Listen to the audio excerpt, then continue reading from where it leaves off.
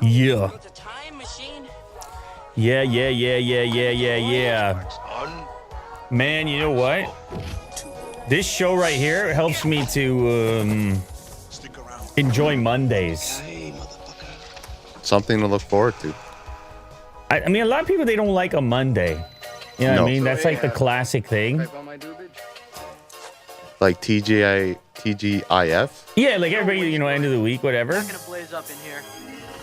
But like, I don't mind a Monday. I don't mind it. It's like so much. I guess it depends on what your work looks like. Sure. You know, guy like you enjoying yourself, right, Will? It's good to be productive. Yeah. Monday morning? Yeah, you just get back in the groove, and certainly for this show, you feel like you got some words, man. Stuff happened. It might have happened over the weekend. It obviously happened today, this morning. And it's just nice to catch up, you know, after a few days off. I feel rejuvenated. Yeah, it kind of paves the way for the whole week, actually. That's right, Will. Yeah, you know what? Yeah. That's right, Will. Okay. So happy Monday to everyone. I think we need to stop hating on Mondays. And I even had a tough weekend in terms of how I treated myself, because I was in a hockey tournament. And tell you what, I was beat up. I got beat up. Okay. I mean, not like punch in the face, but like just sort of in the treatment of myself. Lack of sleep and all that. But did you have a good time, though? you know, it's a weird one though, you know, because it's like you go hard and you're drinking beer and whatnot, but then you got to get back on the ice and sort of sweat it out. And after like a long night of partying and I'm playing the next day, I'm like, I decided I'm not going to continue drinking the following day. Like I switched over to, I was drinking some Powerade or something, and it felt like, okay, I can keep going. Because your body needs I don't know, hydration. Something. Yeah. But other guys, they go right back to the beer because it's tourney weekend. You know, it's a tournament weekend. Yeah. But it's, you know, it's rough. You're asking the body for a lot. The body's just like, what is going on You're now? asking the body for a lot. They're like, what are we doing? We're exercising. What are we partying? What are we... Pick and choose, bud. Stop sending me all these mixed signals. But anyway, we didn't win the tournament. Okay. And I think we can safely blame some of the beer consumption. We'll be back, Will. We'll be back. You'll always be back. All right, top story of the day. Thanks to everybody who's joining, by the way. Shenzhen having a bit of a COVID, a bit of an Omicron. I don't know how you want to say it. It's coming back? Well, you know what? They were delayed on this latest strain. What do we? Variant. The name of every science fiction film in the future. Variant. Yeah. It's like, oh my God, here comes the variant. Variant can be terrifying in so many ways. It can be terrifying in like a virus infection sort of way. It can be terrifying in like an AI sort of way, a robotics kind of way, a computer virus sort of way. Nobody wants the variant. The variant, and it's always new. Yes, that's right. We've discovered a variant. We've discovered a variant. Yeah. A novel variant. Very scary. I can tell from the barking in the background there that Kovu's a big fan of the variant himself. He considers himself a variant. He's very dangerous. Yeah. And he's threatening whatever intruders might be at the door. He's trying to fend off the variant. It might be the case. Anyway, listen. In China, they were having a very kind of strict approach to the Omicron. Tons of testing. But what do we know about the Omicron? Well, they had a zero policy. Zero COVID policy. Well, how are you going to have a zero COVID policy with this with the Omicron? Did you look around over here? Everybody got it. Everybody. That's it. Oh, hey, how you doing? Oh, you got it. Okay. See you later. Vaccinated, not vaccinated, booster, no booster. Yeah. It was... you think about it, you get it. Prevalent. It was, I don't know. Yeah. I've been in this room for the last 20 days by myself. You got it. You got it. Got 14 vaccines. You got it. No, I mean, obviously I'm exaggerating. Full disclaimer. All disclaimers. not a health professional. Listen, they had a really strict thing, and they were able to keep it at bay. And then it appears that the policy is sort of maintaining this zero tolerance thing, this strategy going forward. So any cases are resulting in shutdowns. A spike in infections in Hong Kong has prompted the Chinese government to place Shenzhen into lockdown. If people don't know geography and proximity, when you're a guy like Will and you travel over there and you're on your way to Shenzhen, you might fly into Hong Kong because of proximity. They're so close together. You're going over a bridge, and next thing you know, you're in Shenzhen. Yeah, it's I don't know if by. you remember that trip. You and I. We took a van, like across the border. Hell yeah, we took a van. Okay. They investigated us. They looked us up and down. Yeah. I said, all right, fine. We'll let you in. They're like, we don't like it, but we'll let you in. You can They said that to you? Yeah, they're like, you can have 5 minutes. We're like, really? We got a whole trip planned. They're like, okay, fine, a week. Yeah, that's better. So we landed in Hong Kong. We were on the, what do we do, Cathay Pacific? We did, yes. We did a Cathay Pacific. It's a decent meal. You're up there in the air. You got a direct flight, Toronto, Hong Kong. It's no problemo. Next thing you know, you're on a bridge, and you're heading into Shenzhen. So this proximity has played a role. You have an outbreak in Hong Kong. Guess what you got in Shenzhen? They're so close. You got an opportunity. Now, Shenzhen as well happens to be the hub for the electronics and computer / mobile tech industry. It's lots of manufacturing, tons of plants. What was it? Kwa Chong Bay? Well, that's the marketplace. Yes. Very cool. That's the marketplace. But even like on the outskirts, we were going to those factories. Weren't you there for that? Mm-hmm. Yeah, just on the outskirts. Yep. It's all types of smartphone assembly and Apple. Apple's involved to one extent or another. And so now this is going to start to affect the supply chain in a very serious way, almost like it was doing a while back. With the exception of companies supplying food, fuel, and essential goods or services, all businesses ordered to close or implement work-from-home policies. It is expected that the lockdown will persist until March 20th at the earliest. Decision made after Hong Kong reported more than 32,000 new infections on Sunday. 32,000. That's crazy. 32,000. Oh my goodness, that's officially reported cases. Mm-hmm. The measure is a problem for the global supply chain, as Shenzhen is a business and technology center that plays host to manufacturers working for major companies. So let's zoom out even a little further and realize that it's not, and this is an Apple website, Apple Insider. It's not just Apple where your goods are going to probably be delayed here. Man, the story of the last couple of years is your thing is delayed. Your thing is delayed. Anything. And it's all delayed. Life is delayed.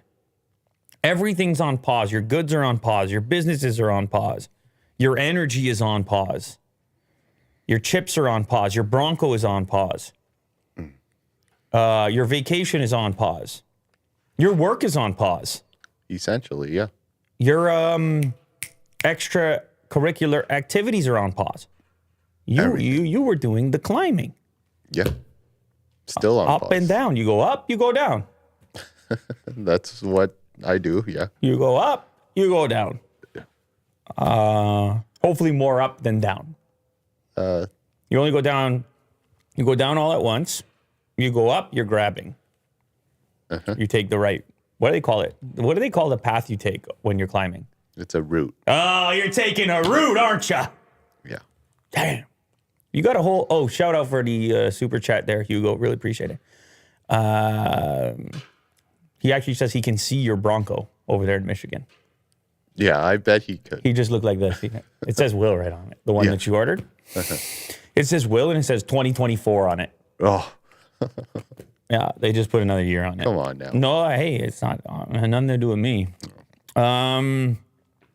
So you're climbing, and what do you have? You have a group of people you do this with? Sometimes, yeah. You just call them up, you go, listen, it's time to climb. Well, I wouldn't say that. What would you say? You should say that. That's pretty cool. It's very direct. I'm usually more chill about it. Why is that not chill? Let's go climb. Why is that not chill? It's time to climb. That's pretty chill. It's very assertive. That's not. Oh, yeah, that's true. That's true. You know? It's implying that that the time is now and the time is right. So you call these people up and you get over there, and somebody's got to. So does somebody have the rope at the bottom?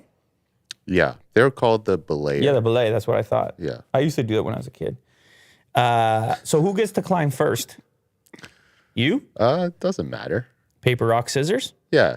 Whoever warmed up first. Anyway, COVID shut you guys down because you're putting your hands all over the grips. We were dead. You guys are disgusting. At some point, we were using alcoholic chalk. Yeah. Seems slippery. It's some crazy. Seems slippery, though. Alcohol and chalk together? No, the alcohol is supposed to just evaporate and the chalk stays.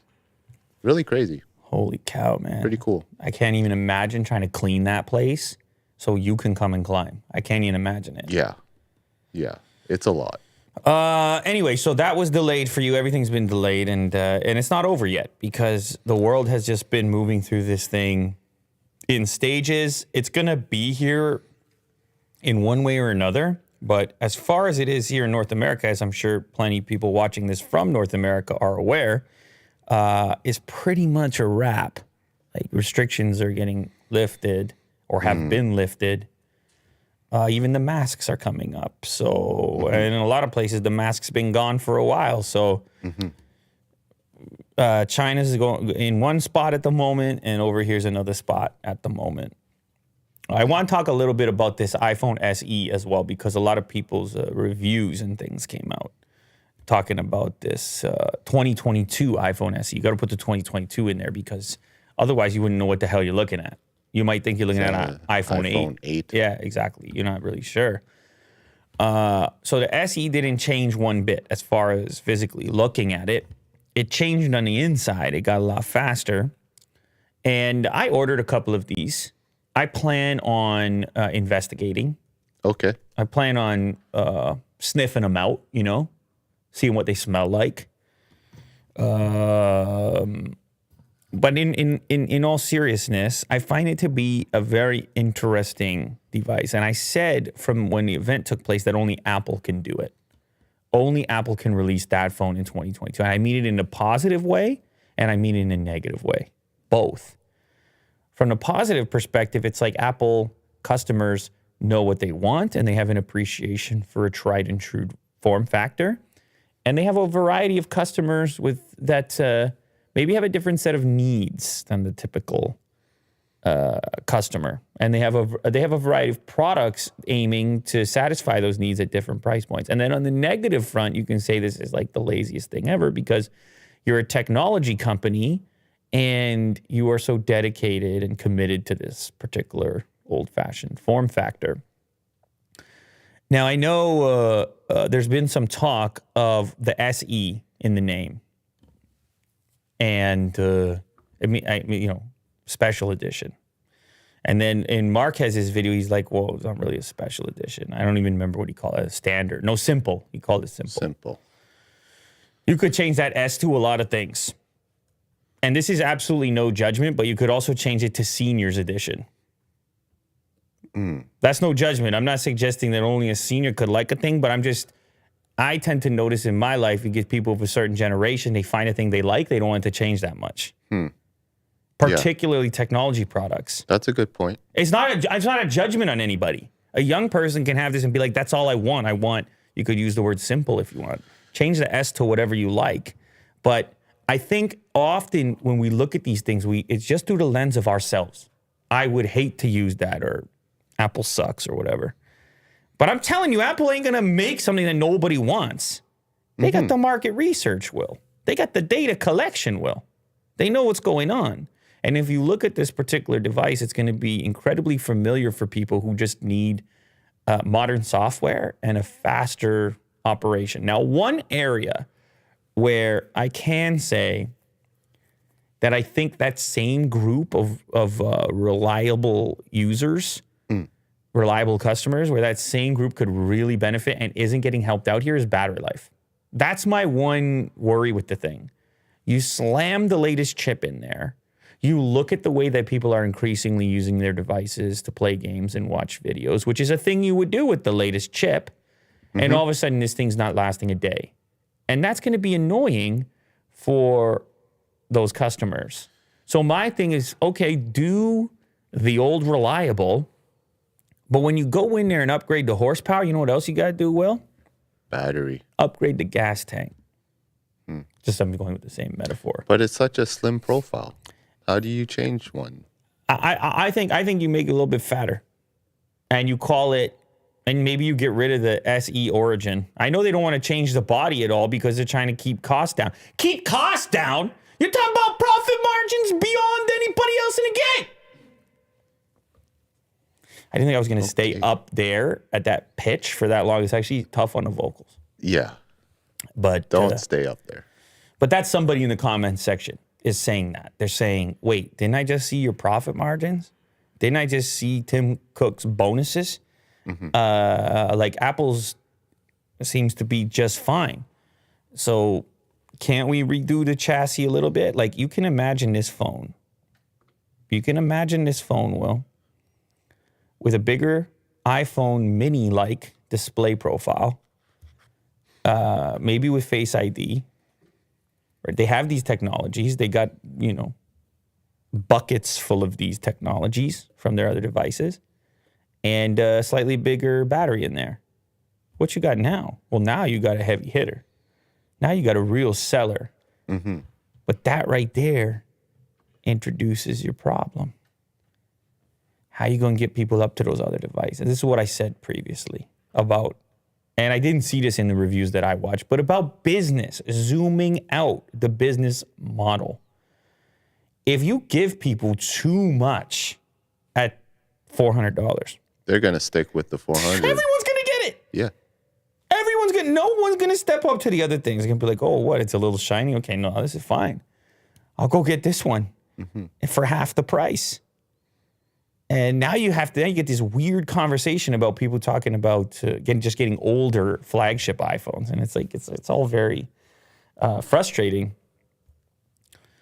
I like the fact that Apple makes a new device in 2022 that's actually somewhat budget friendly. But you got to understand your compromises here. And you got to understand what you're buying. And you have to know going into it if it's the right one for you. It's going to operate quickly. It's going to get updates forever. It's got, you'll never wish you had something faster, but you will wish that you had something with better battery. Unless you just don't use it that much, in which case, no problemo. Live your life. But I think that's going to be the number one complaint with this if you're considering it. If you're away from the wall. It also doesn't have like crazy fast charging. Once you do have to recharge it, it's like, 20 watt or whatever. I'm really curious about who's buying this because you talked about potentially the old people that's purchasing this. I thought it would be the opposite. I thought it would be young people. It's mainly because it's affordable. It's a good entry point for the Apple ecosystem. The only reason I was implying older people is because of the strong nostalgia factor with this design. Right? You're dating back, never mind the iPhone 8, it's basically the same as the iPhone 7 as well. Yep. So now you're covering ground, which is almost a decade at that point. So I think the iPhone 6 looked like this too. The iPhone 6 didn't look all that different. And you have a button on it and Touch ID, and for people who don't want to learn gestures or, some kind of people who are apprehensive about Face ID, let's say. Sure. Who are these people that you would bump into in life? It will be, in some cases, older generations. Listen, man, I'm not saying that these are rules. I'm not suggesting that, but when you said younger, cheaper price, you just brought up a whole new thing. What about people's first phone? The iPhone and Apple offering an entry point, and then kids, almost like whatever kid's first phone is.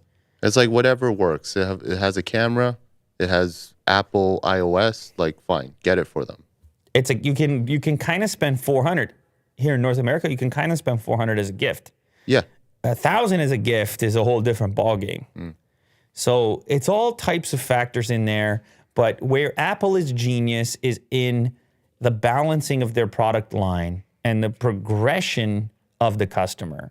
That a customer can enter into the Apple realm, but still be wanting something more within that ecosystem of hardware products that they can get in, get all the services going, and then say, oh, next time I'm going to get that. I'm going to get that other one. Yeah, it's just aspiring. Yes. It's there's a need for upgrade. Like Porsche sells more of the Cayenne than the actual 911. Yeah. And it's a more approachable entry point. And then same with and the Bronco. There's aspiration baked in. So for Apple, it's a business move. They absolutely could give you more, but why would they? You understand what I'm saying? Yeah. Oh yeah. Why would they? Go buy the Mini. It works for them. If you want more, you want more, you spend more. They figure it out at every price point, and businesses do this. It's not just that. Businesses do this. The car companies, you know who does this? The restaurant does this.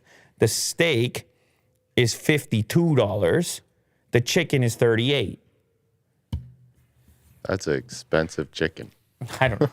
I'm just saying. Like, I mean, I don't know where you are. I don't know. A guy like you, Will, Well, yeah. I understand. A guy like you, you go to these fancy places. I just try to predict. I don't know about these places. You understand? Yeah, you're not wrong. I just, I try to imagine. I try to imagine these things. Apple makes an extra. Here. Speaking of money that Apple has. Here we go. This is your segue, your transition, you had this planned all along, didn't you? Yeah, I try. We talk about Apple's money and how successful they are. How about an extra $5 billion on the bottom line, which according to, in this case, Daily Mail, is a consequence of no longer providing chargers and earphones with its new iPhones. People may have wondered how that would affect Apple's bottom line. I would have wondered because, of course, Apple wouldn't tell you. They wouldn't say to you, think of all the extra money. Think of the money we're going to make.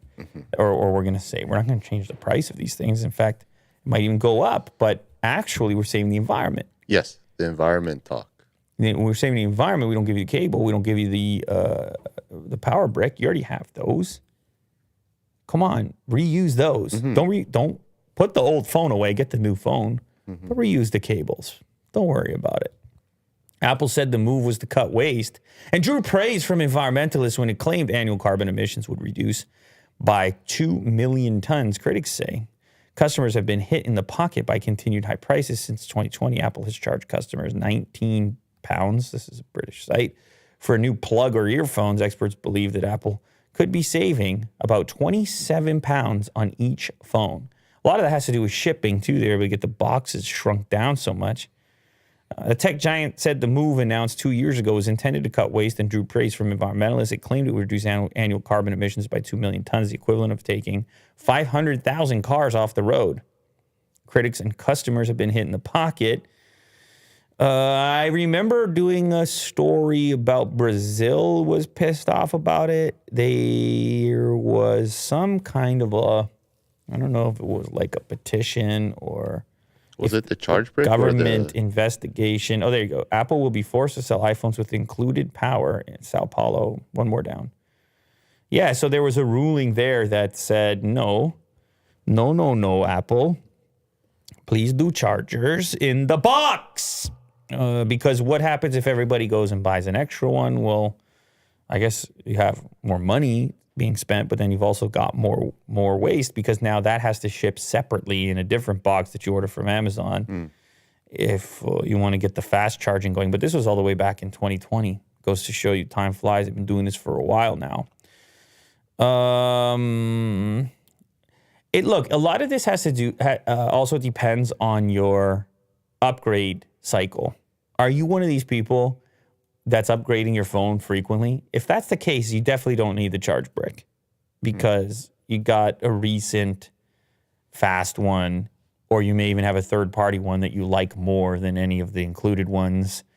But if you're a person that only upgrades your phone every 4 or 5 years, then you pretty much, in my opinion, have to buy a new charge brick for your new iPhone because whatever you have lying around is going to be slow. And I don't know. I just feel like you're going to want to know that your phone has much better capabilities, even if it's only 20 watts. even though, and then we have other manufacturers that have gone well beyond 20 watts. But even to get up to 20 watts, because your phone can do it, you're going to want to know that. And so I would imagine if you were to walk into a physical Apple store, those employees at that Apple store would make you aware that you probably want a 20-watt adapter when you buy the phone. Yeah, kind of like throw it in there. And so, I mean, we could probably run some study, do some investigative report where we would go in and see if it was offered to us. But I bet you it's offered every time. Are you going to need a power brick with that? You're going to need a case? You're going to need some Apple Care? And then all of a sudden in that moment, you got the 20 watt in a separate packaging that had to ship halfway across the world. And I don't know what the consequence was for the environment in that circumstance.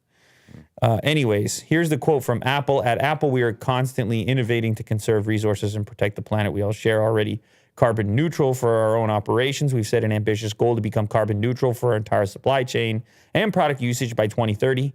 Every Apple device will have a net zero carbon impact. One of the steps along our path is to reduce the materials used in products and packaging. Well, that's the biggest one. If they can figure out that the majority of people are not going to be using the included power brick, then they can make the justification and say the box is shrunk by a ton. Sure. The argument's always been very hard and weird for me, this idea that buying something new is the right thing for the environment instead of fixing or keeping the one you already have. But of course, that's if we're talking about the environment at all. And as these mega corporations get involved in the environment, they're all going to have different approaches. And it's certainly better for them to have some interest than none interest. If they were to say, screw the environment and not even consider it, well, I mean, that would be like whatever standards existed in 1922 or whatever. Yeah. It will get ugly pretty fast. So it's one of these gradient situations again, Will, where there needs to be some degree of consideration, but it also, there's a balancing act to it. Mm-hmm.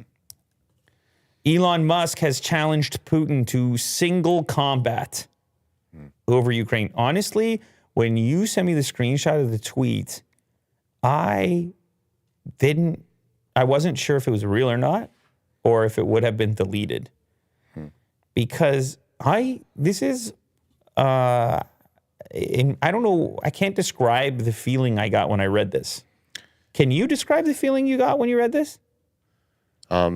I was like you. I thought it was fake. Okay. So what would that be? Our feeling would be disbelief. But why? Why is this? But he says whatever he wants. I mean, he has got some crazy tweets out there. Elon likes to troll, so I wouldn't be surprised if this was real. You know what I mean? That he would actually do it. Mm-hmm. Well, I mean, I'm sure he would do it, but he also knows it'll never happen. Yes. When he tweets it. He also understands it's going to be a hot tweet. I don't even think Putin uses Twitter. He doesn't. Well, the word could get back to him still. Okay, sure. I mean, the tweet with a hot tweet to that extent. But I don't know. What does chat think? Do they think it's real? No, it's real. I mean, he wrote the tweet. It's on his Twitter. But right now? Like you said, it was deleted. No, I said I thought. I was like, is it going to be there? Is it going to be deleted? Was it? Oh, so it is there. I presume it's there. Do you want to verify that it's still there? I'll check. Let's verify that it's still there at the moment as we talk about such things. Of course. And we need to just go Elon Musk Twitter. You don't need to be signed in. You go right to his Twitter handle. Anyway, the point I was trying to make is I don't know how to feel about the tweet because it kind of, does it feel like it trivializes the situation? I'm conflicted. Part of me is say what you want, and then, and no, all of me is say what you want, but then if I'm reading it after the fact, I guess I can only speak on the emotion that I get out of it, which is if he knows it can't happen, then he knows it's a joke. And if it's a joke, at the expense of who? Is it at the expense of Putin, or does it trivialize the events taking place? Maybe it's just brownie points for him. Make it about him. I don't know. It's just I'm having a weird reaction to it. Maybe it's nothing, and maybe it's a typical troll, and that's that. I know a lot of people have talked, Will, about like why it is. Like a lot of people have, I think Jake Paul challenged Putin. A lot of people hate this idea of sending other people to fight on your behalf, where you're sitting in a cozy, luxurious setting. And then you go and round up the 20-year-olds and you send them to fight. Like that seems pretty obvious, right? That people aren't going to like that all that much. It's like, if you care about this thing so much, why aren't you on the front lines? And it's the same reason Zelensky in Ukraine, that people are getting behind him or reposting his images as he's appears to be surrounded by military personnel. Like he's in the mix. Granted, Ukraine is the place that's being attacked. We just don't, and historically in war and such, when you examine the generals, let's say, that are more willing to take risks themselves. But then on the flip side, there's the other side of it, which is, well, if these people are so important for these operations, then they can't possibly put themselves in harm's way. So it's, but I understand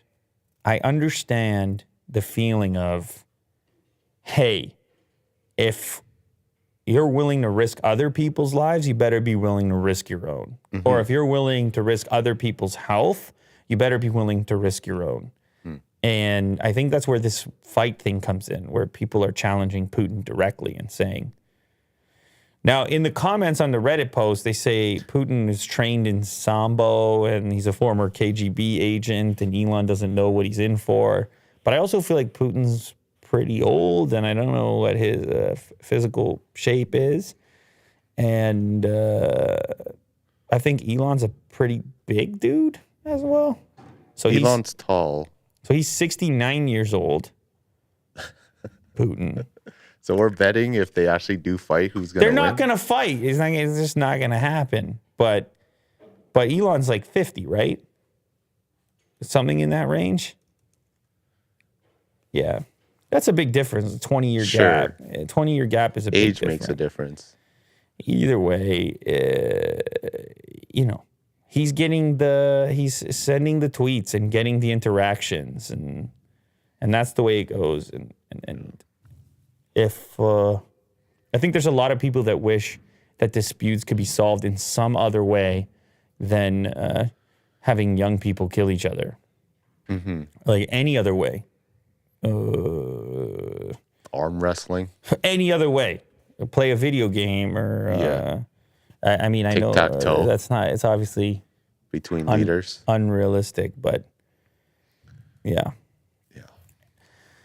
Speaking of the situation over there, apparently Russian influencers are very upset because as of Monday, today is Monday. Remember the beginning of the show? Yep. Big Monday. As of today, Instagram has been shut down in Russia, not by Instagram or Facebook, but actually by Russia, I believe.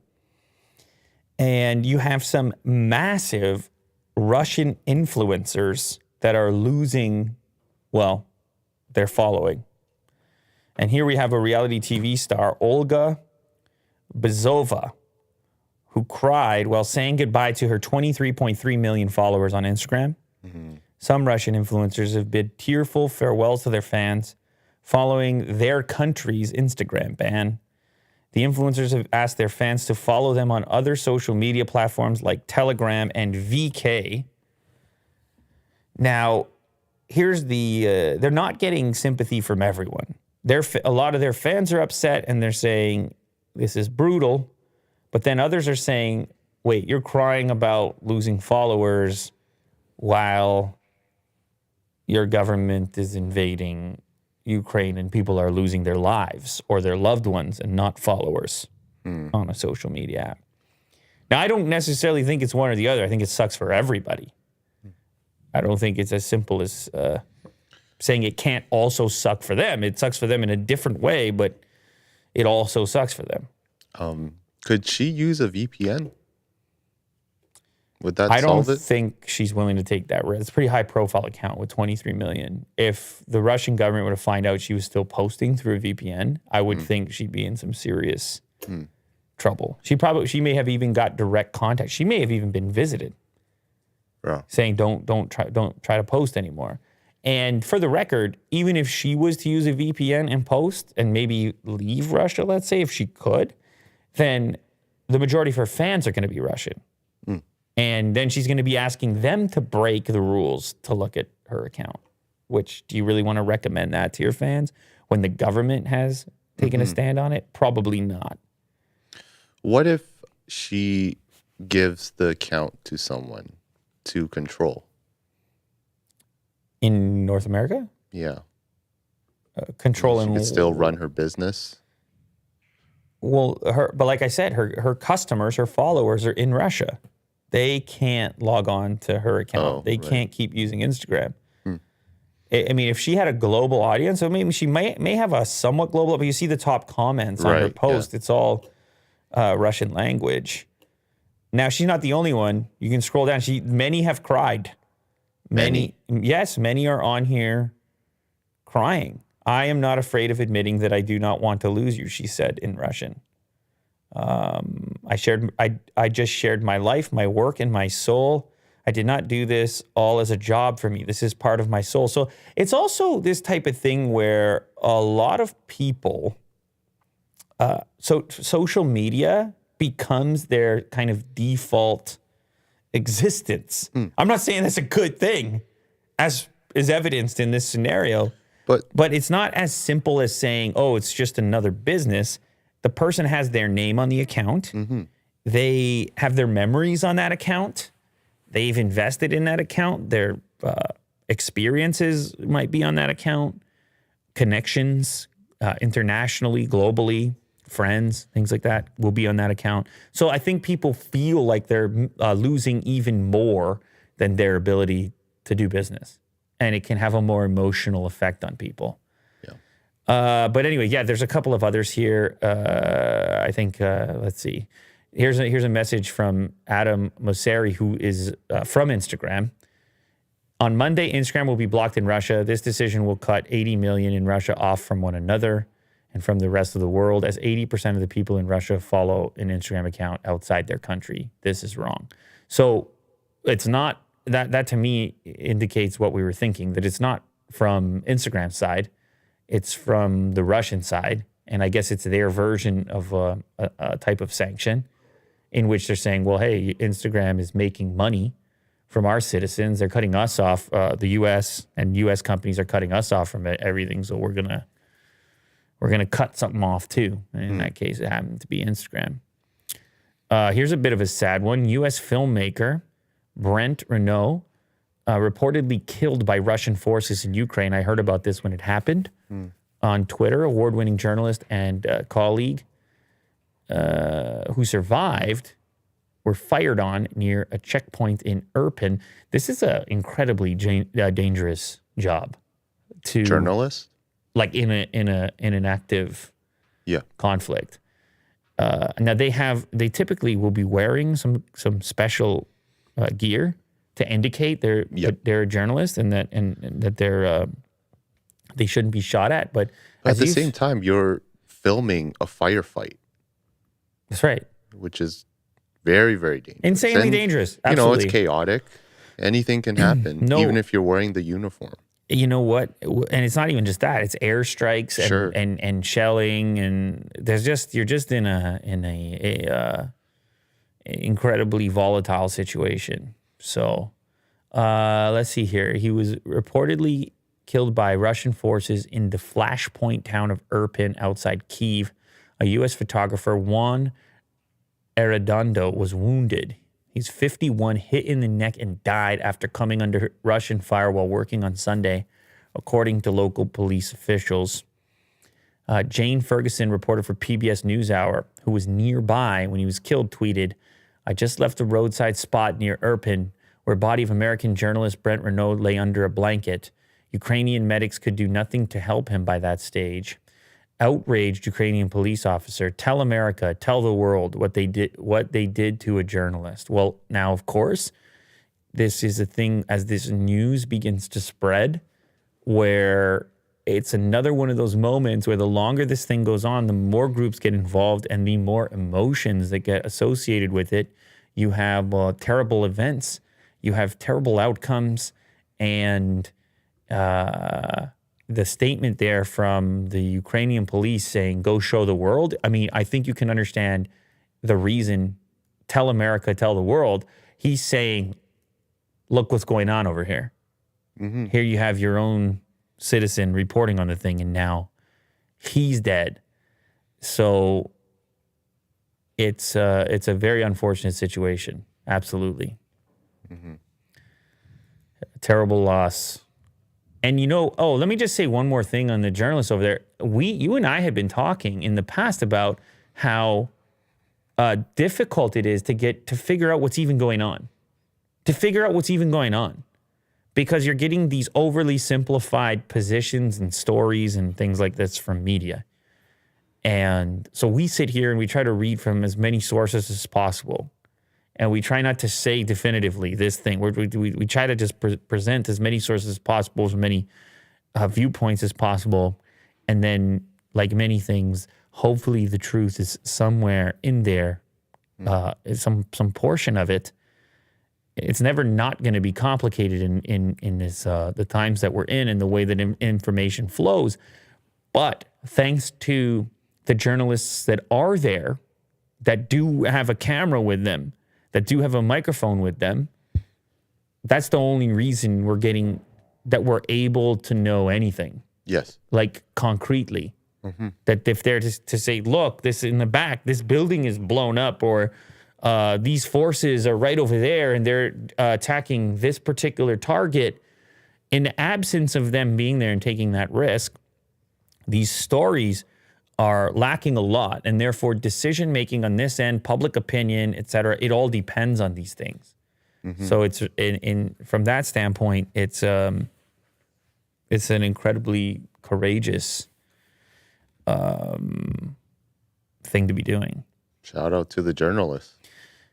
Alex Ovechkin declined the Washington Capitals' request to remove Vladimir Putin from profile photo, deactivate Instagram account, citing fear for family's safety.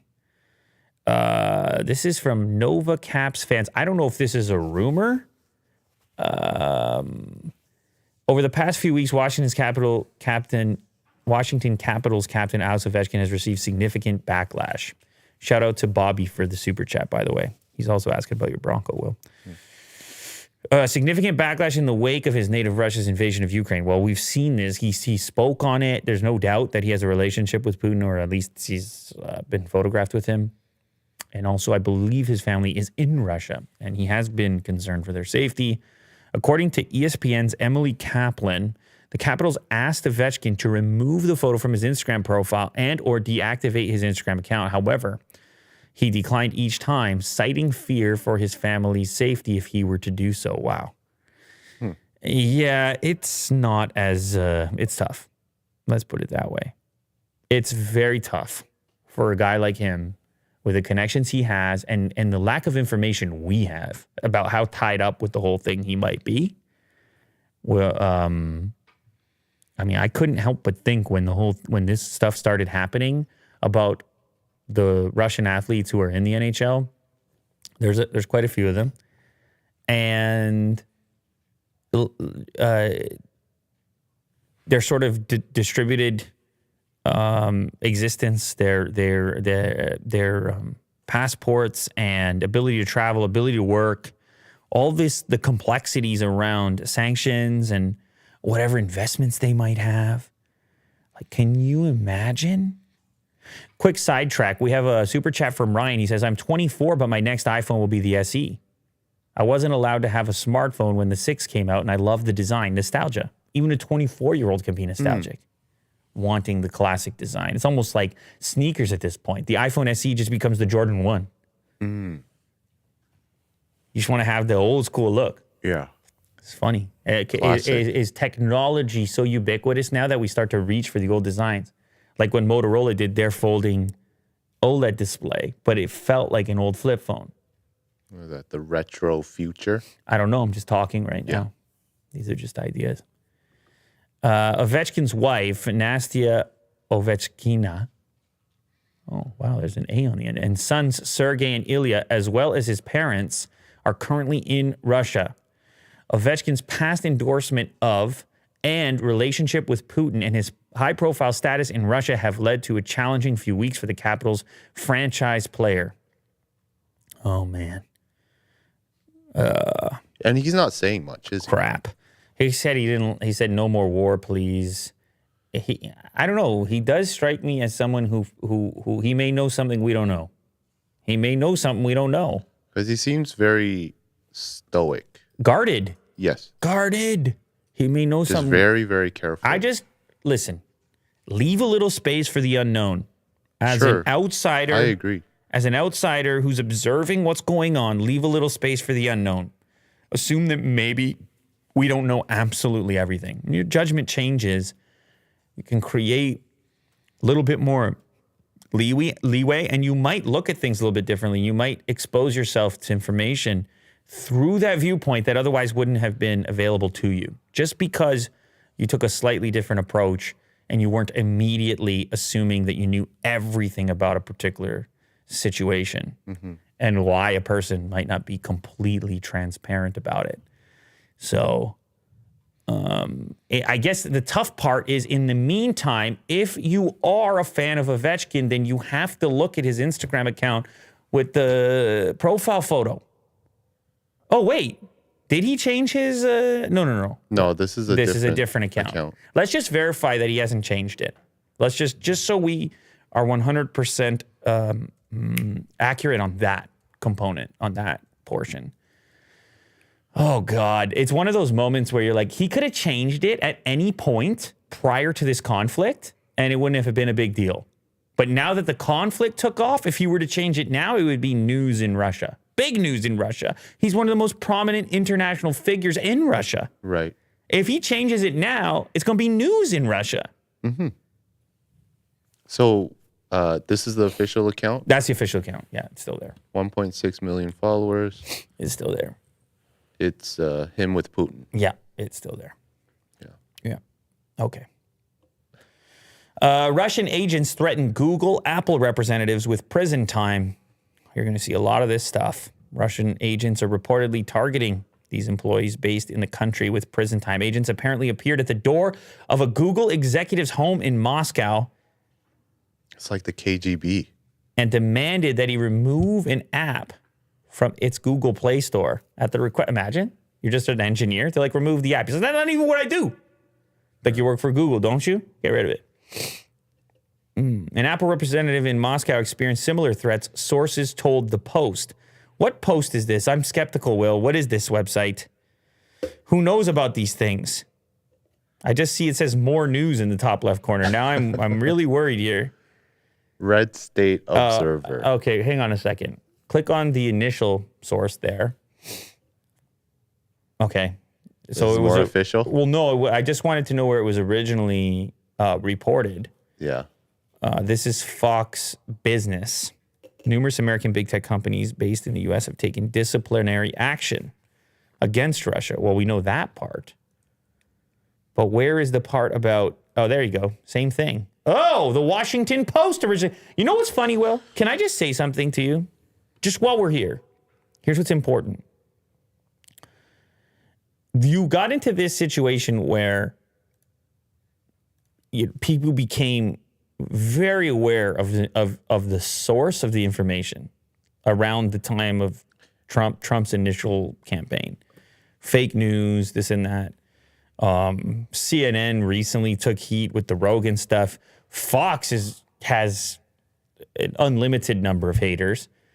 These sources, the brands themselves have elicit a response or reaction in the individual that they can't even read the words. Like, these are some comments we get. Like, why are you looking at that website? You're looking at that website because some people are looking at that website. That information is being distributed to the world. It doesn't mean you have to 100% believe it. It just means that it is currently active, it is currently being consumed, and if it surfaces on our radar, chances are is because it has tremendous velocity, which means that it's useful to you not necessarily because of the words themselves, but because you need to know what the world is spending time doing so that you can then gauge the significance of any set of words. It would be like seeing the sales figures on an iPhone SE and saying, I guess people like it, right? It doesn't make it more accurate, but it does act as an extra data point for you that this is what humans are being exposed to. But what we just experienced as we moved from one article to a second and to a third is the reposting behavior of the internet. And I guess we're the fourth. So you found this piece of news here, which links to the article on Fox Business. And then you get a bunch of people saying, screw Fox Business because they hate Fox. And it turns out Fox is posting a story with links to Washington Post, where it was originally reported. And these are from different ends of the political spectrum. Yes. Goes to show you. I'm glad we figured that out. No, but I'm just saying it goes to... Because when you say fake news, fake website or whatever, it's... No, but we want to get down to the bottom of it. Absolutely. At the end of the day. Absolutely. But what I meant to say in this case, beyond that, is just that you can the political affiliation of the site sometimes gives you an indication of what the angle is. Yes, it's kind of like broken telephone. Sometimes it doesn't. Yeah. Sometimes it's like in this case, it's a repost from some other place, and it just happens to be a hot topic. Yes. And now maybe the way it's written and the way it's cited could be slightly altered. But ultimately, the core of the information is rewrapped, reframed, recontextualized by some other site. In most cases, without a tremendous amount of new input. So you could be sitting here saying, I'm a Washington Post guy. That's all that I'm into. I'm a Washington, everything else is crap. And then you got a literal repost of the exact same story on Fox. What happens when it gets over there? Then all of a sudden it's lacking truth because of the banner? What if the words are exactly the same?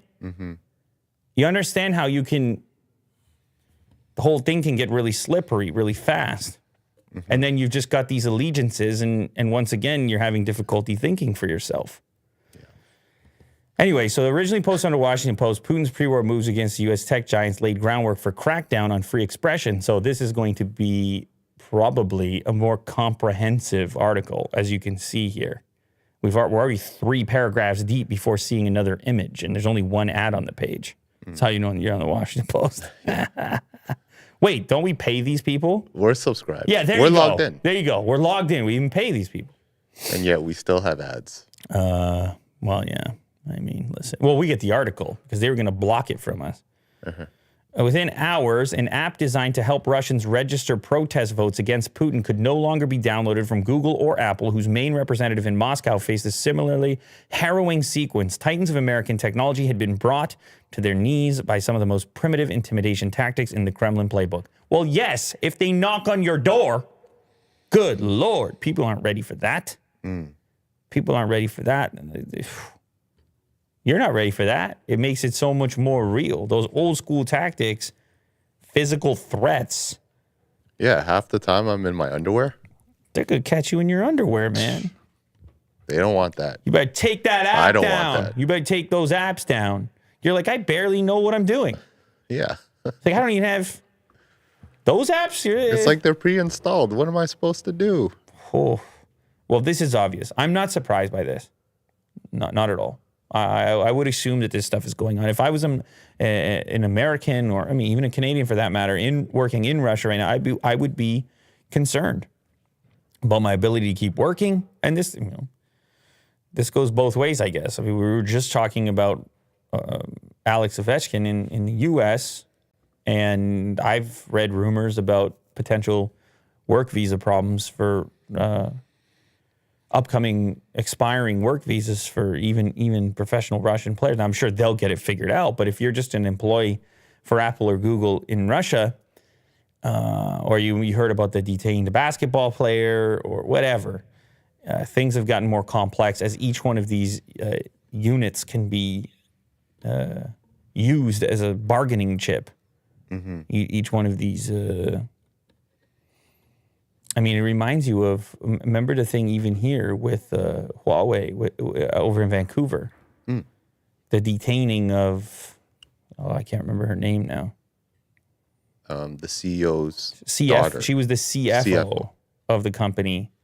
Anyway, it turns political, and then you get all types of tactics as people try to apply pressure to one another. Our last Russia story. Russians try to sell Big Macs for 30. This is what I'm talking about. Black market McDonald's. Buying McDonald's on the black market. And It's a week old. You said I would never do it. Mo said he would never do it. I believe neither of you. Because both of you, if it was the last McDonald's you're ever going to have. Oh, for us to purchase. Yeah. You guys might mix it up. You never know. Yeah. The last cheeseburger. Of your life from McDonald's. Maybe I would. I was, the McDonald's one is kind of listen, this is all sad. Can I just say that? It's all sad. Like, it's all, you know how hard they had to work? If you read the origin story of the first McDonald's in Moscow, oh my God, just to get along, just to put the Cold War away for a while and shake hands and find a way to mix culture. So hard to build things, so easy to break them. Anyway, in the meantime, you've got huge nostalgia here as people aim to collect and keep McDonald's paper bags for $300 as every location closes in Russia. It's around 850 locations. Russians are now selling McDonald's menu items online. What do they put in the fridge for you at least? Popular items like Big Macs and McMuffins have been offered at inflated prices. One listings on a classified ads website offered McDonald's packaging for $373. Insider viewed multiple listings on Avito, a Russian classified ads website, which offered products including Big Macs, McMuffins. Big Macs go for $36 on these sites after exchange rates. In Russia, the burger would usually cost $1. $1 Big Mac? Because it's a different economy, right? It's was it? Ours is like $7 or something. Well, this is no time to complain. You understand? Oh, okay, yeah. At least you can get one. I'm sorry. 7. He's complaining too about far. inflated McDonald's. Well, yes. What do you think the minimum wage is in Russia? That's true. Yeah, it's not whatever it is over here. Another seller recently posted a McDonald's breakfast, including McMuffins, potato pancakes, and sauces for $18. The listing translated into English, the seller said they were offering items for those who want to enjoy the last taste of a bygone era. I don't know why these type of stories help me they kind of help me to get some more texture of what the scene is actually like. To see something seemingly inconsequential, like a Big Mac, but then to see it described in such a way and try to envision that environment where the Big Mac can become a symbol, the bag, the logo even can become a symbol of an entirely different era. I know you're seeing used fries container. I'm telling you, man. It's like, why do you want that? You just want the smell? No, I mean, the smell is gonna be gone quickly. I think what it is you're looking for a symbol. You want to hold on to a symbol of maybe what you would perceive as a happier era, like a pre-war era. There's a war going on right now. Yeah. The perception, international perception has changed. Yeah. And you're trying to remember the time before, and you're just buying ridiculous things in trying to achieve it. Shout out to Don Quixote for the super chat, by the way. What can I say, man? I know McDonald's was trying to continue paying its employees. I don't want to say that it's over. I saw Vin sent an article of regarding Tom Brady. So Tom Brady. That's coming up. Oh, it's coming up. Well, it just is a reference to this one. So I don't know if you want to go right to it, because I have a segue, a reference to it. So he has a football, the final touchdown football, which sells at an auction for $518,000, over $500,000, because of the significance of this football. Says officially he's going to retire. Mm-hmm. And then comes back. He comes back. He comes back. So what happens to the significance of that ball? Well, it's not his last touchdown anymore. For sure, he's going to have a touchdown. Another one, which will become the new last touchdown. But actually, it might even be a fun story. What? I have his last football before his fake retirement. Uh-huh. It's kind of funny. I don't mind it either as a storyline. But to pay that much money? No, I mean, as a collector's item, the person is definitely hoping it is truly his last touchdown. They're not wanting him to come back. But they're probably a fan of his, and they're like, well, I get to see another year. And if they can spend $500,000 on a football, then chances are they have enough money anyway. You don't need to feel too bad about it. And the football's not worth $0. It's still significant, not as significant. But that's what the McDonald's reminded me of. Is like you go and spend $300 on a McDonald's paper bag, and then all of a sudden they sort it out, and McDonald's opens back up. It's like, oh, great. Exactly. It only works in the presence of these very specific circumstances, and then all of a sudden, like limited things.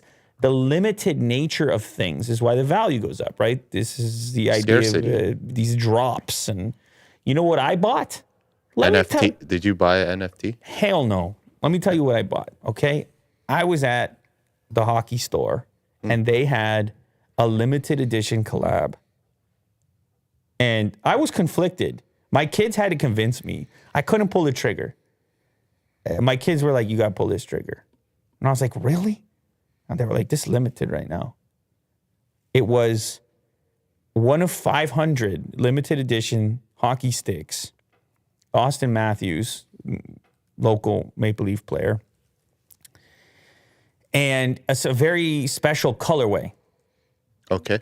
So normally the stick that he uses on a regular basis is called a Jet Speed. And the Jet Speed is typically black and red.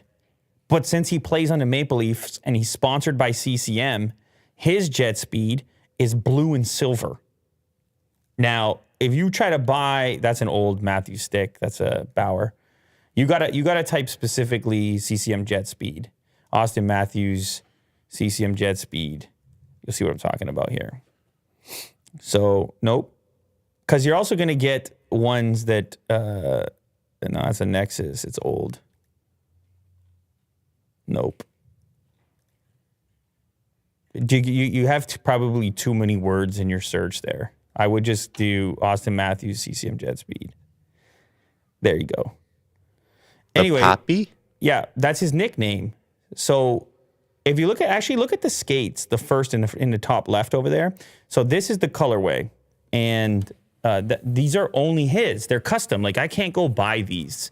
CCM made it for him. Mm-hmm. And the same thing goes for the stick. It's that same silver, blue, and whatever. You can actually see pictures of him using the red version. So I think it's pretty new. This one seems blue. Oh, that's it. That's the stick right there. Yeah, he's holding it up. Anyway, point being is they released it for regular people to buy, but they only released 500 of them. Okay.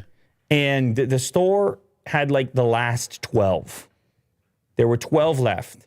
And I shoot right-handed, which is rare. I know that sounds weird because you're like, everybody's right-handed. But typically in hockey, since most people are right dominant, they want to have the top hand on their stick as their dominant hand. Mm-hmm. Because sometimes your other hand comes off when you're not shooting and you skate with like one hand on your stick. It doesn't really matter. The point is there's more left-handed shooters than right-handed shooters. So all those had sold, which I love when I'm looking for sticks because I'm right-handed. Oh, there you go. Now click on the picture with the card, the signed card. Okay? So I got the stick, and every stick of the 500 comes with that card, hand signed in silver ink. And so I told the kids, okay, I want to use the stick. You guys can have the card. But the scarcity is what got me. They're like, you want number 311? We got 12 left. And I was just like, oh my God. And so what I did is I popped on to Sideline Swap, where you can trade. It's like eBay, but for sports equipment. And people already had the thing listed for $1,500. And it was $350, $359. And instantly people posted for $1,500. And other hockey stores had bought the collab and they had reposted for $700, $800, even in the store. So the scarcity thing right now, especially, seems to be extra effective. That I don't know what kind of market dynamics are going on. Our psychology relating to scarcity, inflation, gas prices going up, conflict, COVID. It's some kind of club. It's some kind of special concoction going on right now, where you want to belong. You want. I think maybe we feel like things are slipping away, and we want to hold on to something that feels special. And the McDonald's bag is kind of like that. I mean, in a different way. And other memorabilia, certainly NFTs, which we've talked about. But this one actually got me because I was like, I need to have some weird mix. I can't just put it on the wall. I can't just like collect it to just collect it. I have to use it. Did you get it? Yeah, I got it. You got it. I got it, and I used it already. Oh, okay. I take this stick and I use it right away. How was it? I love it. Okay. It's absolutely fantastic. I'm glad we figured that out. There was no way that I wasn't going to use it. The fun for me is in using it. Yeah. So, but scarcity, even you, who knows, if the Bronco was in stock right now and it wasn't a shortage, would you have ordered it? Yeah. Like there's something about this scarcity component. PlayStation 5s. We were just talking about PlayStation 5s. GPUs. Everything. It's like it's this thing where you're walking down the street and there's a lineup and they're like, "What are you lined up for?" They're like, "The iPhone," and you're like, there's only 12 left and then they're sold out, and then all of a sudden you didn't even want an iPhone, but you're like, "Damn, maybe I do." Why am I waiting in line? Maybe I do. Yeah. Right. It's like walking past the empty restaurant. You walk past the empty restaurant, you're like, I don't know, the food must not be that good. You walk past the full restaurant, all of a sudden you're lining up. It's like, wait, there's an empty one right over there. But, when you're visiting some next place, take a chance on the empty restaurant. Actually, probably don't. Well, dude, man, when I was in Japan, I waited for a special ramen shop to open for 3 hours. That's what I'm talking about. Yeah. Apparently, it's a normal thing there. Not 3 hours, maybe like an hour or two, but people do line up there for food. Well, what do you mean there? I mean, even here. There was a time, young Lou, there was a time. For what, brunch? Yes, there was a brunch Lou when I had way too much time on my hands. Like, honestly. Like, I would call it a negative amount of free time. I know that sounds insane. You're like, what is that? What are you talking about? Like, I think there's an optimal amount of. This is up for discussion. Depends on the individual and however you interact with the planet and whatever works for you. But there was a time in my life where I would be willing to wait for like some fancy brunch spot. Yeah. And I would line up like everybody else. Was it ever worth it? No, absolutely not. No, in retrospect, it was never worth it. At the time, what you really were trying to do is figure out what to do, right? And so you would find justifications. Because if you didn't have anything really going on that day, then extending the brunch experience was okay. Kind of like your Bronco investigation that went on for so long, right? It becomes the enjoyment. And the same thing waiting for the brunch is like, it's going to be so good. The waiting might even enhance it. Yeah. But I started to imagine to myself as I ate this brunch after these long waits, I started to imagine if I was blindfolded and I was eating at like a cheap brunch, like just a standard brunch, with the toast and the eggs and whatever else. You're in a warehouse. It just like blindfolded, like a Pepsi challenge. Yeah. I'm like, I don't think there's that much difference between these brunches. What am I doing with my life? I could have been in and out, and I could have been, doing something with the kids or whatever. You name it. You name it. But everybody, you got to make these exchanges, and I'm sure there's some amazing brunch spot out there that's totally worth the wait. I'm sure that exists. But sometimes we can get a sensory overload by seeing this sort of mob behavior. And you see the lineup and you're like, maybe I'm the one that's crazy, that I don't want to line up. Look, they're all lined up. It must be incredible, whatever it is. I must be the crazy one. Exactly. And then you get in there and you're tasting it and you're like, this is the greatest thing I've ever tasted, isn't it? You look across the table, whoever you're with, you're like, is it? Tell me, because I don't know anymore. What's real? It's like, sir, can you calm down? I'm like, no, I can't. I just waited outside and I thought this was going to solve all my problems. Yeah. That lineup outside told me this is what I should be doing. Yeah, it's fun. Anyway. Ford to ship and sell Explorer SUVs with missing chips. What? I'm excited for this. What? If they do that for the Bronco, I mean, I'm in. The vehicles will come without rear heating and air conditioning control. And then what? You'll get an email later on that'll say, come get your chip. Yes, within a year, Ford is saying. You know what? That's a damn good idea. That's not bad. That is the right move. I mean, if you don't need rear heating or air conditioning. No, but you do need it. But imagine they were to say to people, here's your option. I don't know how badly you need your new car. You want to wait? You wait. Yeah. Right? It can sit with us. But if in the meantime you want to drive it without those two features, that option's available for you too. Options. And I think what most people will take them up on it because they can start using the thing and they know that eventually they'll get their thing fixed, get the remaining components working. Yeah. So, Ford spokesperson told The Verge that heating and air conditioning will still be controllable from the front seats and that customers who choose to purchase a vehicle without the rear controls will receive a price reduction. Ford is doing it this way to bring new Explorers to customers faster, and the change is only temporarily. The automaker originally had plans to ship partially built undrivable vehicles to dealers last year, but now the unshipped vehicles will be both drivable and sellable, as pointed out by Automotive News. Ford's decision comes as an attempt to move the partially built vehicles crowding its factory lots. Last month, hundreds of new Ford Broncos were spotted sitting idly in the snow-covered lots near Ford's Michigan assembly plant, all of which await chip-related installations. Now, this is going to vary from vehicle to vehicle and which chips are missing and which functions are disabled as a consequence of that. Now, maybe it's a type of thing where you can get it added at a later date, or maybe it's a type of thing where you can get a discount. Because obviously this is costing them money at the moment to store these things. To have all these vehicles sitting around, lacking something minimal and taking up space and depreciating. Is really what's going on. Although the scarcity factor means almost nothing is depreciating. But anyway. This doesn't apply to Bronco. They're talking about Explorers. But yes, unfortunately. If you could get your Bronco, but the rear heating wasn't working, but the front heating was working, would you take it? Oh, absolutely. 100%. Okay, let me ask you something else. Okay.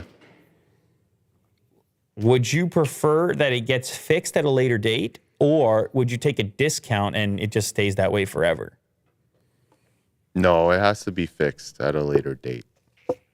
It can't be driving in beta. What if the discount is substantial? Unless there's like aftermarket stuff, I can just No, what if it install. Will absolutely never be fixed, but the discount is substantial? What is rear heating worth to you? It would depend on the substantial discount. That's what I'm saying. That's the question. What is the amount? I don't know. I really don't know. Well, you do know, Will. If it was $10,000, for sure you would do it. Sure. There's definitely a number. Sure. I think you would probably give up. Maybe 5K. Oh, I would definitely give up rear heating for 5K. Yeah. I thought it would be less than that. I thought you might give up rear heating for like 1,500. No. You want that rear heating. And what else was there?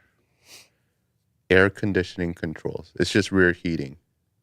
Oh, shout out, by the way, to Umedijan, who's actually looking for Mo on the super chat. He just passed by. I don't know. We might see him. We might not. He claims that he's very busy today. Hopefully he graces us with his presence at some point here. Hold on. There's an update here. To clarify, the affected vehicles are Ford Explorers, and they'll be missing rear HVAC controls. Also updated to include some additional context. So this is important, Will. Rear HVAC controls, not rear HVAC. So you're still going to be heating and cooling the rear, but you're not going to be able to adjust it from sitting back there. Which is not a big deal. Not really a big deal. I'll take that $5,000. I'll keep it. You'll easily take the 5. Yeah. You might take less. Plus, you're going to get your vehicle sooner. Don't forget. Sure. Ford announces new EVs for Europe, battery plant for Turkey, just as it makes major electric vehicle commitments here in the U.S., including the development of new modular platforms and the establishment of the Model E division dedicated to EVs. Ford is also making significant moves over in Europe. The automaker Monday said it will add to its EV lineup in Europe 3 new passenger vehicles and 5 new commercial vehicles by 2024 as part of a plan to grow EV sales in the region 600,000 units annually by as early as 2026 or over 2 million worldwide by the same date. I'm curious to see what they do with the vans. I have one of those Sprinter vans, and Ford has a competitive van. Forgetting the name of it now.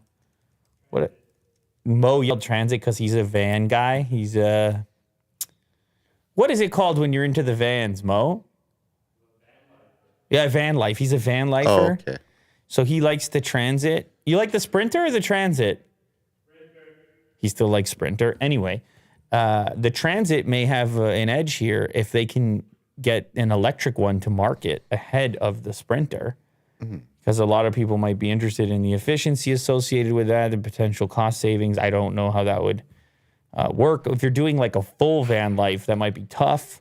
Not sure the recharging and such, but certainly for fleets, for deliveries, possibly for utility companies and things. I don't know who it would be specifically for, but look at the options here. These are the 9 electric vehicles that Europe's going to get. The Puma Sport crossover, so they're naming some and not others. A medium-sized crossover, the Mustang Mach-E, obviously. Transit Courier, Tourneo Courier, Transit Custom, Tourneo Custom, and E-Transit. So the E-Transit looks like the big van. The dedication here to electrification, obviously big and coming at a really interesting time as the world has a big ongoing conversation around natural resources and oil and gas, and reliance on those fuels and things like that. Although you still need those things to build these things. Yeah, the nickel mining. And to use these things. Well, nickel, but also, I mean, certainly these plants use traditional energy in production and so forth. I'm curious, is Ford big in Europe? Getting bigger. Been getting bigger, I believe.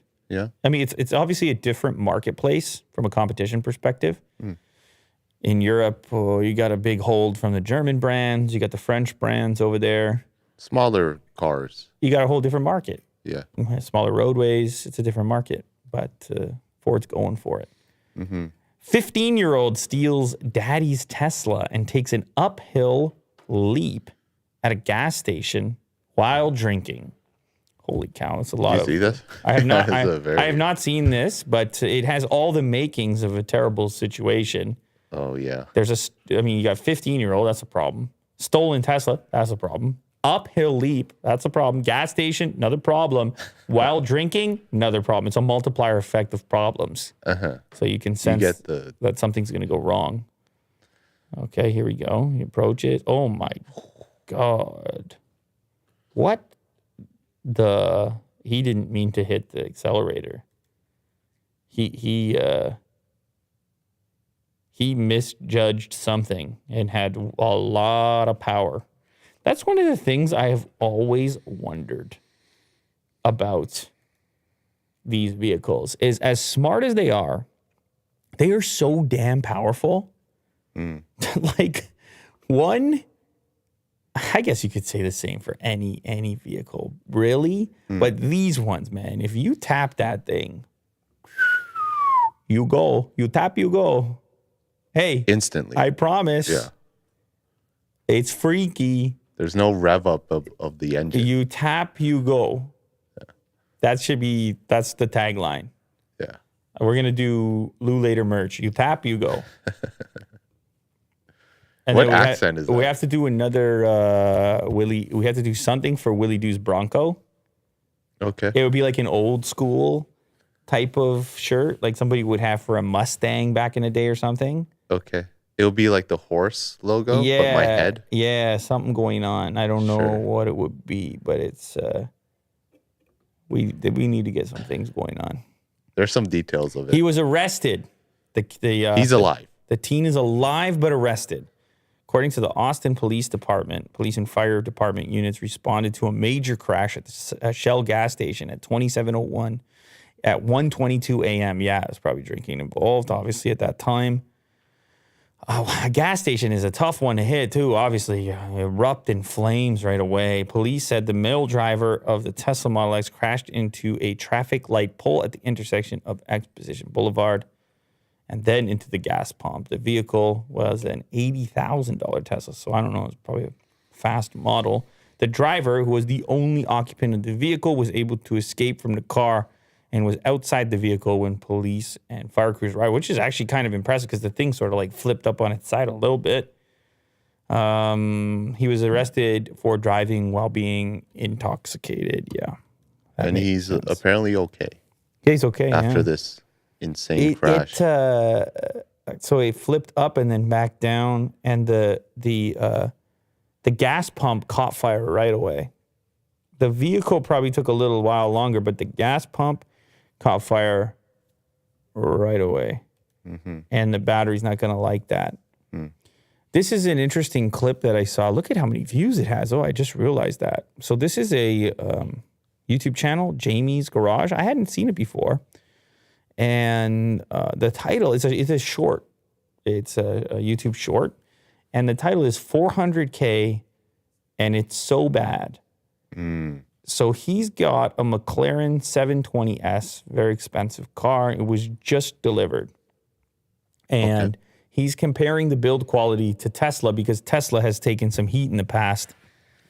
Panel gaps. God, does that happen? Like heat in Tesla taking heat. There's just a burning Tesla in the last story. Yeah. With the gas station and the flames. Yeah. That's not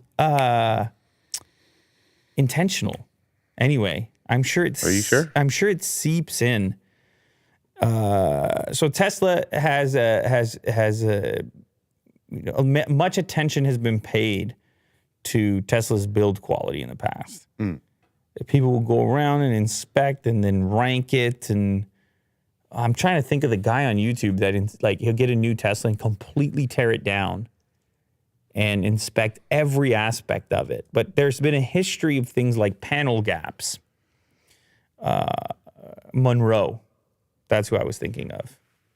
Yep, Sandy Monroe.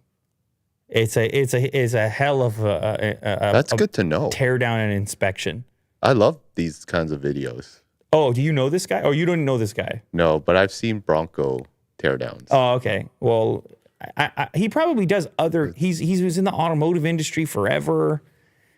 I even think him and Elon have gone. Yeah, they're a one-on-one interview with Elon, and they've gone back and forth on social media.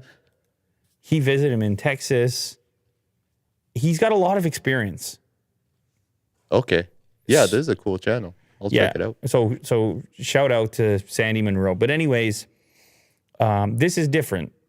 In this case, this individual, Jamie's Garage, is comparing a McLaren 720S to a Tesla and saying the build quality is even worse.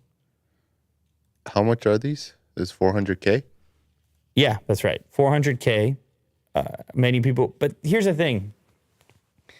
And this is not an excuse, but it's totally different business models. Like there's not that many of these things that are made, and it's a little bit more bespoke. I'm not making excuses. I'm just saying. I'm sure I would be upset too if I spent the. Anyway, you can go watch the video and see, and you tell me what you think. If you're Bronco. Bad build quality, right? Have you ever checked out the build quality of a McLaren? Check this out. This is a 2022 McLaren 720S with only 43 miles. And I pulled the engine cover off, and look at this. This bolt was just sitting here. So I'm gonna put that little guy back in and check the other side. Oh, look at that, it's loose. I know what you're thinking, a couple loose bolts, no big deal, right? Well, let's check over the rest of the car. The washers under these bolts are rusted. Like literally the car got PDI'd at the dealership on a transporter truck and brought right over here. Only has 43 miles. We got a little bit of panel gap here. Yeah, no big deal, but this is the worst part. Check this out. When the door is opened, only on the passenger side, it is literally touching the body, guys. Check this out. It is touching the body. The other side has got like a 1-inch gap or something like that, but the passenger side, I mean, I don't even know what to say.